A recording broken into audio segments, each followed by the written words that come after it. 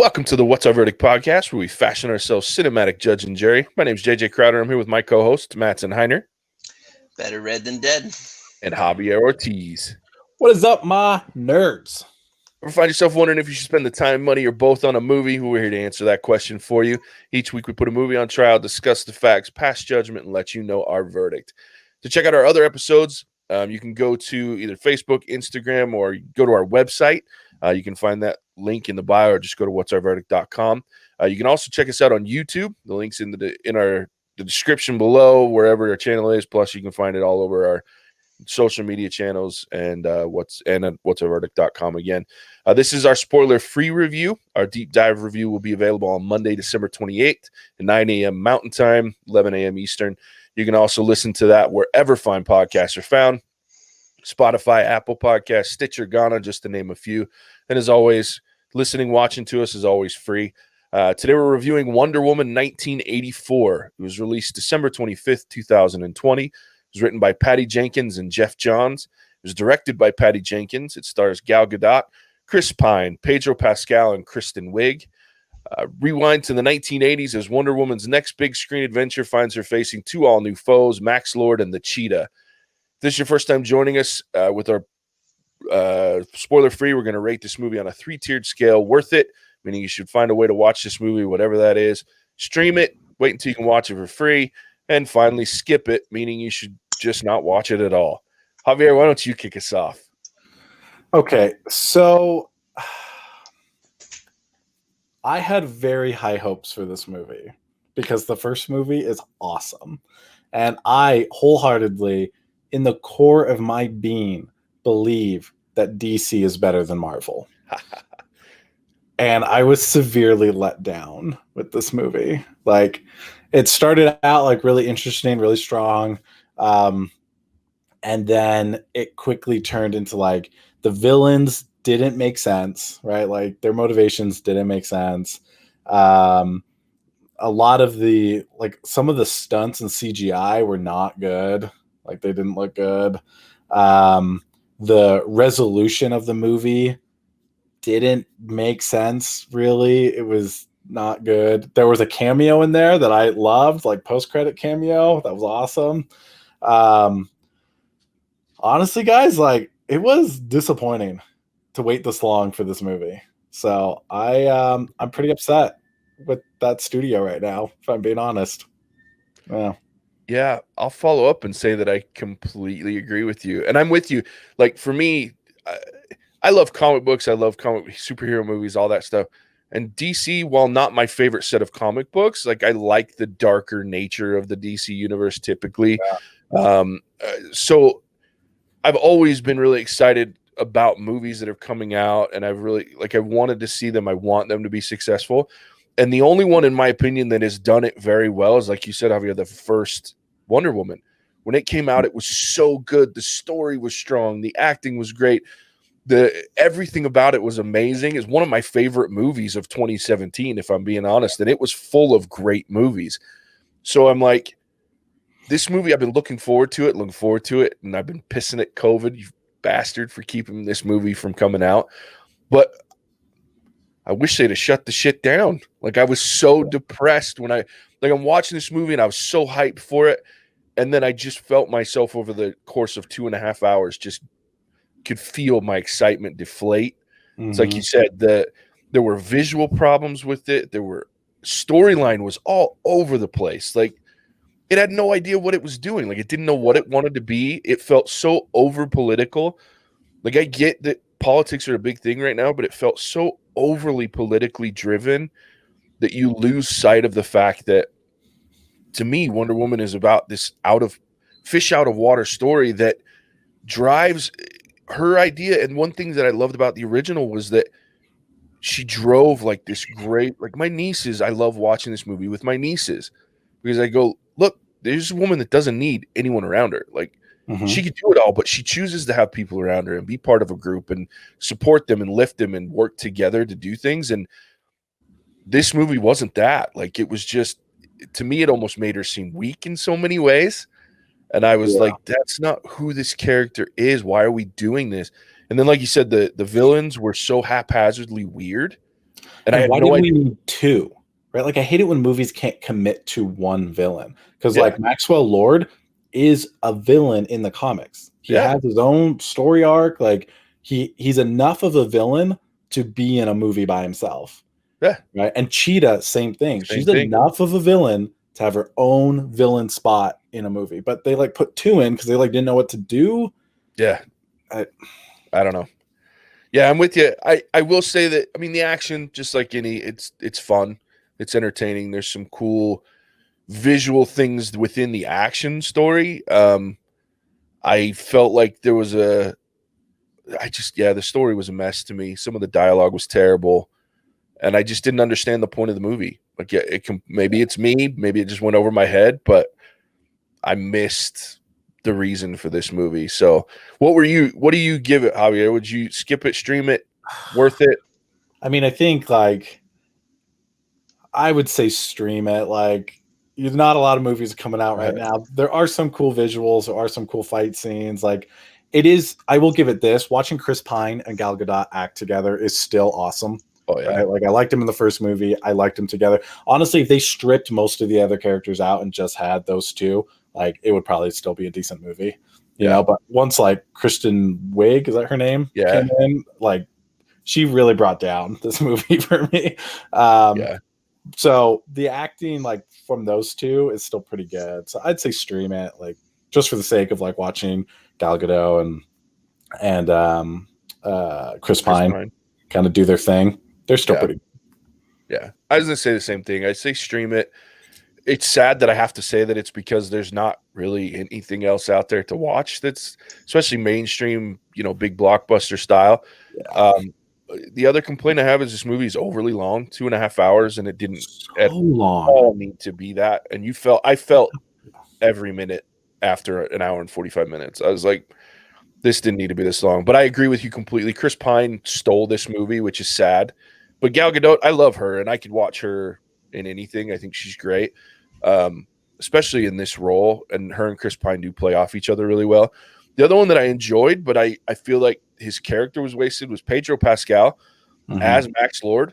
At times was absolutely mesmerizing on screen, and his performance was great. I just think the character was wasted because on a convoluted, strange story. Outside of that, great. Oh, sorry. Go ahead. no, you're good. I was gonna say he had a great decline into madness. Yes, Right. Like, I love watching those characters and like how actors portray like the slow decline into insanity, and he Mhm. did that really well. I I thought. did. I loved it. I just didn't understand why. Right. What the point was, which is sad. Anyway, Mattson, bring us home on our Yeah, spoilers. I mean, you guys have sent a ton. I'm just gonna come out and say it, stream it. I think we've seen a lot of bad movies. I wanted to call that out. This is not anywhere close to, in my opinion, to some of the really bad movies we've seen. So if you want to watch something with your family, your friends, especially when there's not a lot going out there, this is worth a watch. Like, I don't think you're gonna be disappointed to like the extent of watching some of these other Netflix movies we've reviewed or Amazon Prime things. Like, it's worth watching for that matter. I mean, it's visually stunning. There's some great acting, good actors in this movie. But I think a lot of what Javier and JJ brought up, I resonate with as well. The beginning of this movie was weird to me. It almost felt like a 80s sitcom, like comical, and then they like snapped their fingers and it was back to like the normal Wonder Woman. I really liked how they started with that cool like Wonder Woman triathlon or something like that. Like, dope. Let's like keep going there. But then they went to the weird 80s thing, and then they went into the actual movie. I think you guys have both said it though. This movie didn't really know who the villain was going to be. I really thought the stone and the wishes was really cool, but it once how do you say the Max? What's his name? Lord Max. Maxwell Lord. Yeah. Yeah, like it didn't make sense because once he got, I guess they were trying to go off. Once you have some, you want more, like the whole power and greed. But I don't know. It just they never really explained like why he would have gotten that point, or maybe the stone was really controlling him. I thought we were going to see this god that had made this and was like pulling some of the strings and maybe connected it there. We never really got any of that. And yeah, this movie was just, it was in a lot of places, and told us a lot of things, but they tried to kind of bring it together with this unifying message about humanity, which maybe would have been a little stronger if we had a unified message leading up to that point. So for those reasons, like, again, I think you'd be entertained. It was visually stunning. Fight scenes are great, well acted, but there's not a lot of direction. And the movie was long. There's a lot of things I think they could have cut out to make this more like a traditional 2 hours, and it would have been better for it. So stream it. You know, like in earlier this year, early 2020, when all the celebrities came together and they recorded them singing that one song. That's basically this movie for 2.5 hours. Right? Basically, a bunch of celebrities telling you to hang in there for the sake of humanity. That's the end message of this movie. So with 2 people throughout it saying, "I'm not playing this game." Yeah. It's weird. Mattson's got a point though. It's like it's not so terrible that like you shouldn't watch Sure. it. It's just my expectations were like really high going into it, and that's the problem. Like go into this with much lower expectations. Like go into it with like Iron Man 3 level expectations. And you'll probably be fine. That's a good point. Like for me, like Wonder Woman, the original, I liked it, but I don't think I loved it like a lot of other people did. So I was just like, oh yeah, like I was ready for a new movie. I knew it'd be exciting. So I think I'm probably at a higher threshold of, yeah, I enjoyed it. Like it wasn't a rock star. It wasn't like just horrible. I was just generally happy. And I think that's a big thing that we bring up though, the mindset of how you go into a movie. Because when I have been hyped for something and it has sucked, then that movie gets crushed. Yeah. I was telling Casey last night after we watched it, I was like, I got to be careful when I rate this movie overall, because my disappointment because of my expectations is far worse than the actual movie was bad. Because we've seen some bad movies. Oh, for sure. But it just wasn't like I've come to expect more. And like I said, those expectations based on not just, Wonder Woman, but Patty Jenkins usually as a writer and director is phenomenal. Like I was telling on last Sunday, I was telling the guys when we were doing The Mandalorian, which you can check out on Facebook or at our website or on our podcast, wherever you listen to podcasts. There's my shameless plug.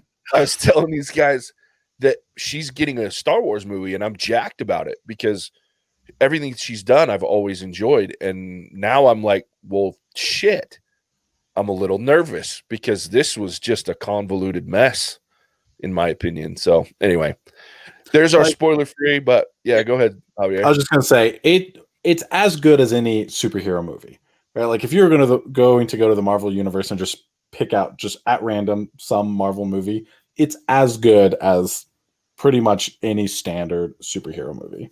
It's just as convoluted.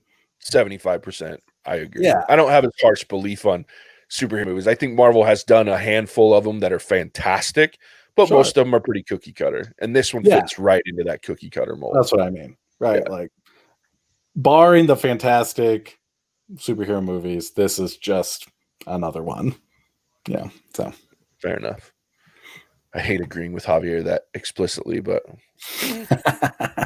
I'm on the same wavelength.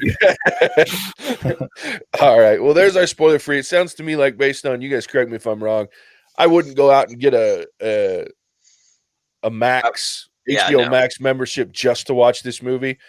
But if you have one, check it out. If you pirate it, pirate the movie. I will never encourage to pirate the movie ever will I do that. But what I will encourage you to do is wait until it hits like Prime, because at some point it's going to hit the other streaming services.